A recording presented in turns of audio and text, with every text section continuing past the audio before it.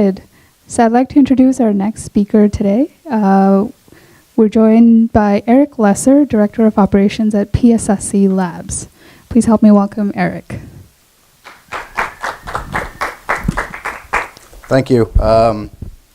If I'm a little red, I'm not having a high blood pressure attack. Unfortunately, I chose the wrong side of the patio to set up my booth, and I was east facing, so sun was blasting in my face the whole morning. I'm very happy to be here. I hope you're having a good time and you're learning a lot. I just found out this morning I was doing this talk, so I put together a short slideshow. It's only about 77 PowerPoint slides. Generally, we prefer to do these as death by PowerPoint, but today, I'm not going to make you bear through all that. So we're going to talk a little bit about hardware. So people have forgotten that what you do on your phones and your tablets and all the data that's being driven actually is being run by something in the back end. And you've forgotten that there's a server and a data center back there. The cloud really isn't like the air, and there's not, bytes in the air. They're actually in servers. So things are really different nowadays with things like the cloud and things like being able to spin up instances and store things on services like Amazon or Rackspace. CTOs and CEOs and companies are really looking at ways to save money, but also continue to have optimization of services, of reliability, and scalability.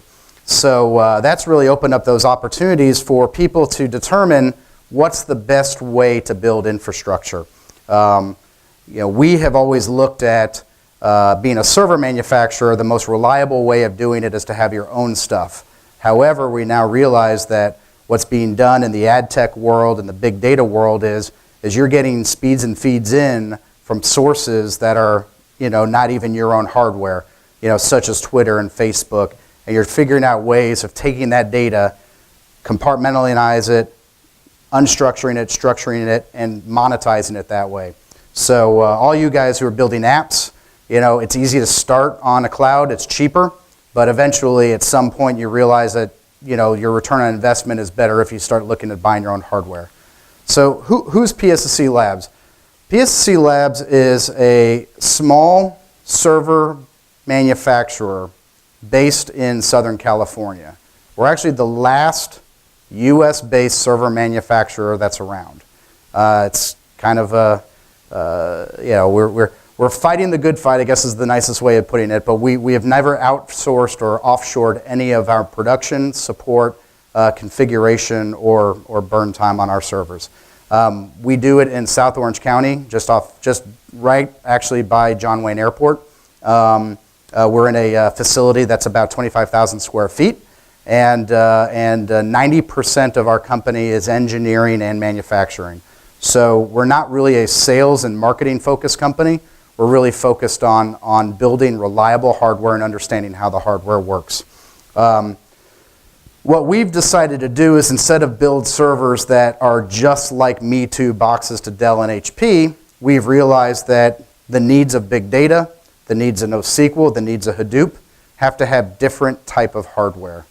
So what we've done is we've pulled all of the crap out of the servers that is useless, that's inefficient, and what we've created is what we call a open architecture server. So it's using commodity-based components that you can buy on Newegg, that you can buy on Amazon. There's nothing proprietary, there's no firmware, and we've packaged it and figured out a way to put it in the standard rack unit dimension, and you can basically build and scale up one of our servers extremely affordably and extremely scalable.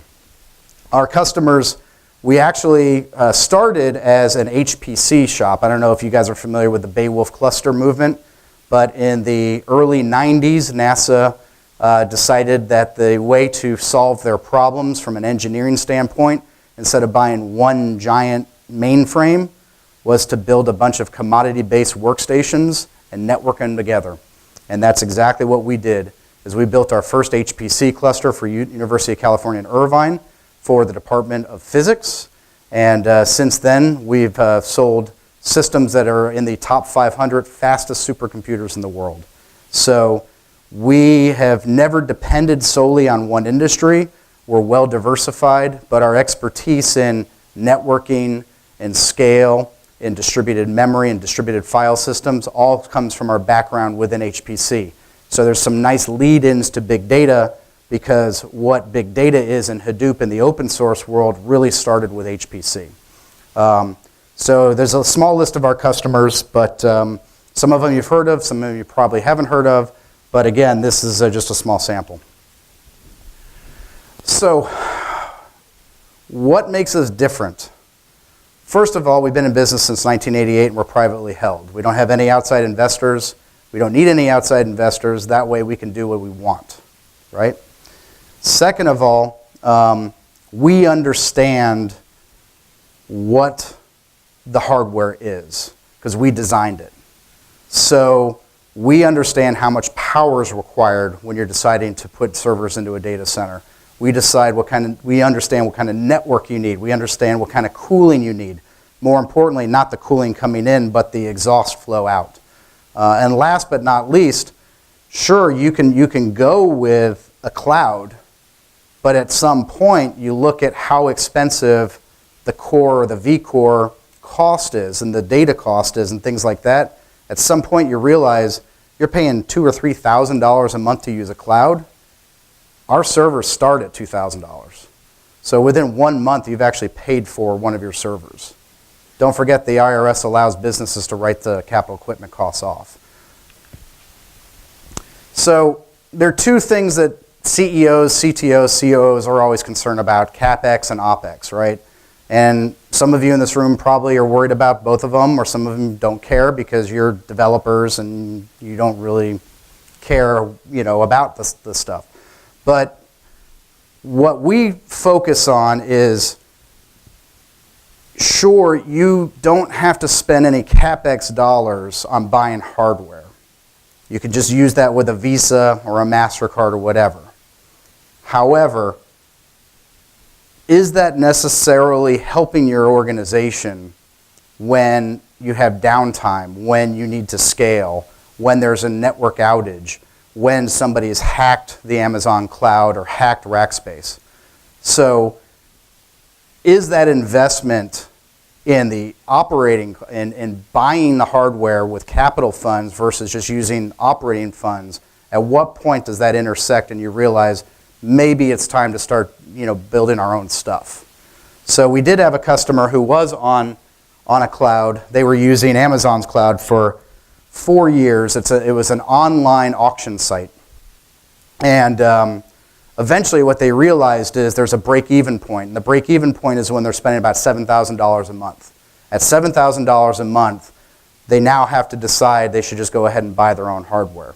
And the $7,000 a month in the Amazon cloud actually gave them 4x return on investment when they bought their own hardware, because they actually were able to do their business more efficiently. They had less downtime, and it cost them a lot less money.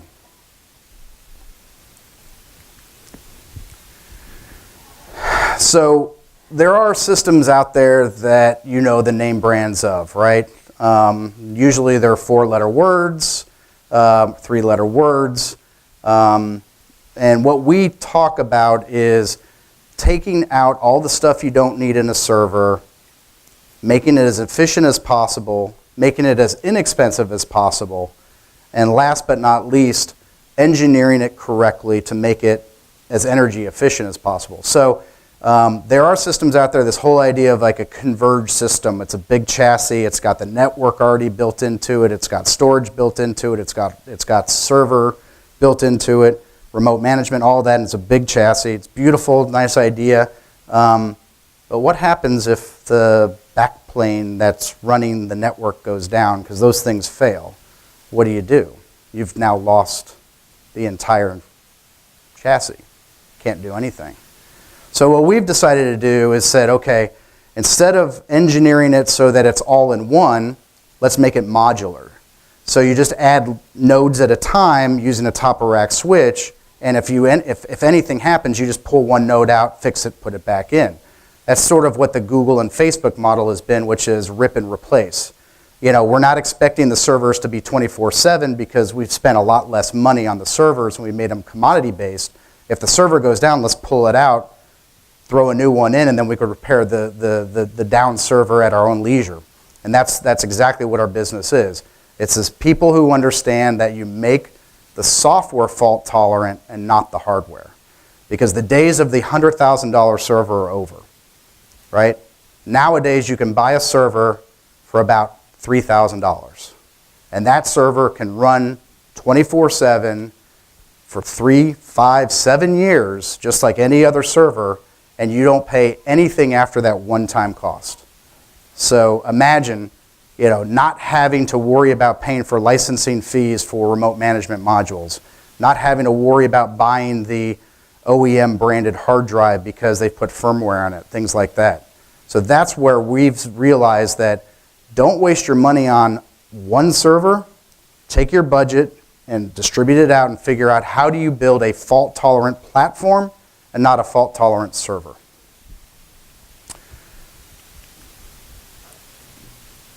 Every CTO, every CEO, their job is to save money. Their job is to be profitable. We recognize that, we realize that, and we encourage that. But they need to start looking at understanding if they want to grow the business and they want their business to scale, they have to understand that they have to build their infrastructure differently. They've got to stop thinking of the server can't ever go down. They've got to realize that servers break. They go down. They get hacked. Hard drives fail. Memory modules need to be replaced. It happens. When you decide what hardware you go to, decide that you want this flexibility of being able to easily upgrade from a 1 terabyte drive to an 8 terabyte drive, because in 2 years an 8 terabyte drive will be the same price. And you don't have, and you can do that in that server, and you don't have to buy a branded hard drive that you can go online and find at price from Newegg or Amazon. If you need to repurpose the server, how easy is it to repurpose these servers? Some of these servers from these OEMs, they're designed only to run VMware. And you can't run any other type of operating system on it because the controller is basically only looking for one type of kernel. Can you add a RAID card? Can you upgrade from gigabit to 10 gigabit to 40 gigabit to 100 gigabit easily and inexpensively? So those are the things that we sit down with our customers before they start making the purchase and say, let's make sure we can give you a server that meets your life cycle, which can be 12 months, 24 months, or 60 months, depending upon where you think your business is going to go. Because I can tell you right now, the most expensive server you can buy is the wrong one. Because I've seen it where people think they bought the right server, and in 6 months, it's the wrong. It's not used correctly, and they have to buy a new server for the new software or the new platform.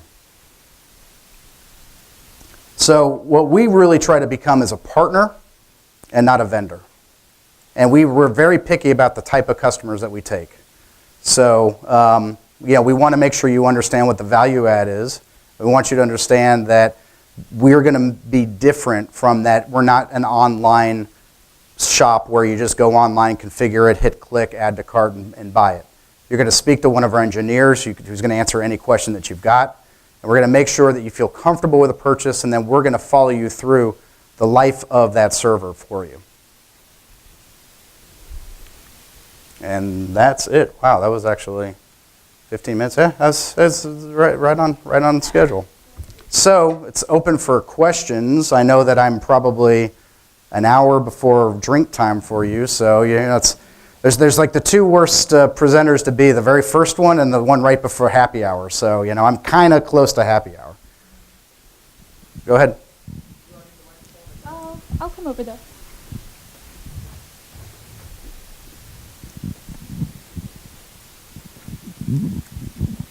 You mentioned some vendors will only offer one type of virtualization platform or will be tied in. What virtualization does your server provider, or does it run? I mean, do you recommend vSphere or KVM or Hyper-V, or how's it work? Right. So ours are actually compatible with all of them. However, there are brands of servers out there that are VMware appliances, where that's only what its purpose is. So if you bought one of those servers and you wanted to turn it into, let's say, a storage box, you can't, because it doesn't have a RAID card, it doesn't have the right controllers, doesn't have enough hard drives, et cetera, et cetera. So we actually have, all of our servers are compatible with VMware, KVM, Xen, Moxbox, anything that's out there, because we're part of that open source community, and like I said, we're called open architecture. So.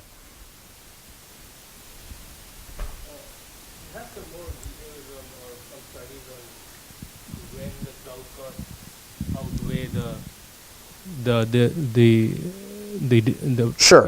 in-house data center cost. Yeah. I mean, there's several different ways of looking at it. We do have a white paper on our website that you can download that actually does a case study on what's the cost of Amazon storage versus what's the cost of actually owning and supporting your own hardware. But just today, I was sitting down with somebody, and he pulled up the Amazon Web Services vCore pricing. So if you're to do a 40 vCore server, it's $2.34 per hour, which equates to almost $18,000 a month. And a 40 core server of ours is about $6,000. So in 3.5, 4 months, you've now paid for the server. Whereas if you stayed on Amazon, you're still paying $1,800 a month for the next X number of months. Let's also not forget that Amazon raises prices a little bit year after year after year. Their price doesn't go down, it goes up. Amazon's already said that they expect their cloud business to be their profit driver. And that's why they made the investments in cloud. Because their logistics business is a loss leader. They don't make any money on shipping. In fact, they lose money on shipping. Next. So kind of on the same note, what size of business should consider starting owning? Is there some point where starting a business, especially in the online space, Sure. trying to limit the cost, but how quickly, is there data stores, or is there some way you try to quantify outside of just the cost for Right. business-specific size? Yeah, I mean, I would say if you're trying to analyze, let's say, more than 30 terabytes of data, and you need to do it quickly, and you need to make sure that it's available, and you're not worried, and you're starting to worry about IP and security, I'd say that's when you start saying, okay, maybe now I need to look at getting a rack of computers and supporting it myself. So again, most of these data centers, they're very reliable. Their cost to host is not that bad. Back in the day, it was very expensive to host, but it's become a very competitive marketplace. So, rack space isn't that expensive. Power's gotten very cheap because the servers have gotten more and more energy efficient. And then they're always willing to work with you on pricing because they want to. They're building more data centers, so they need to fill them with customers. So. So when you say data center getting cheaper, I guess the whole thing is thinking, I'm thinking that your server is sitting on site in my facility. So you're saying It can be on site or it could be in a colo, yeah, exactly. So most of our customers are in colos, but the universities, the government, they put stuff on premises.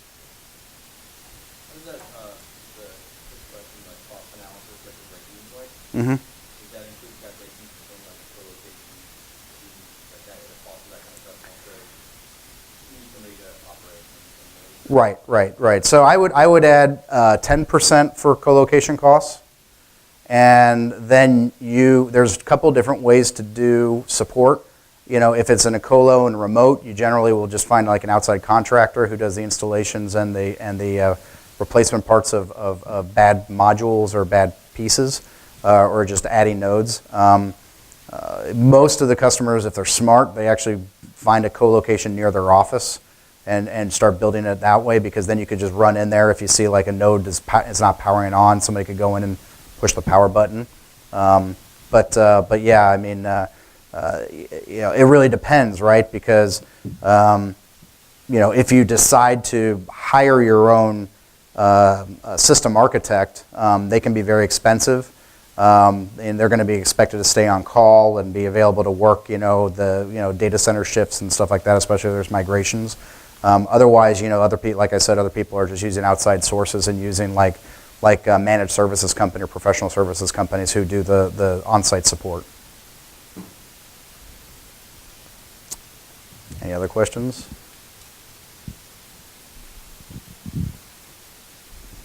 Yep. What are some of the, you said you have servers geared towards different applications? Right. So, correct. So, good question. So, the very first platform that we designed was originally intended for high-performance computing, which needed dense compute form factors. And so, what we did is we created what we'll call a half-U server. It's a twin server. So there's 2 independent servers in a 1U rack space. And it's for dense compute. So you can have up to 44 physical cores and up to 1 terabyte of memory in each server. So you double that, and then you could have 80 servers in a single rack. And that's really designed for high-performance compute. And they're all connected with something like InfiniBand or 100 gig Ethernet. And we designed that in 2009. Then we had a customer come to us and say, we're thinking about doing Hadoop. And at the time, the recommendation for Hadoop was for every core, there's a spindle. So it's a core to spindle ratio. So they were going to do 12 cores, and they needed 12 hard drives, physical hard drives.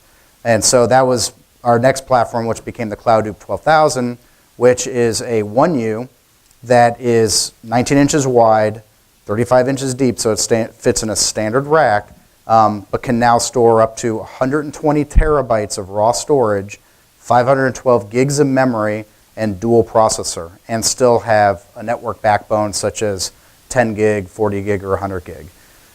So then that turned into a project where somebody said, well, we do a lot of NoSQL, and that's got to be done in flash or in memory. So we developed a 1U flash-based server. Again, this is all open architecture stuff, and we're using currently available things like motherboard, standard form factor motherboards, standard form factor power supplies, but just packaged it so that it works well for those applications. And so things like Cassandra or Aerospike or Redis, when they want a lot of flash or it's in memory, that's the server we recommend for that. So again, we're not just doing the typical pizza box 1U with 4 hard drives. We're saying, okay, this industry needs something a little bit different. And then we design it to work for them. So, next question. Did you guys get your free Red Bull? I think that was the first time I had Red Bull without vodka. I didn't know what to do, right? So, all right, so it's 4:15, and am I ahead of schedule, or? Yeah, you're doing good. Anything else? All right. Thank you, guys. All right. Thank you, Eric.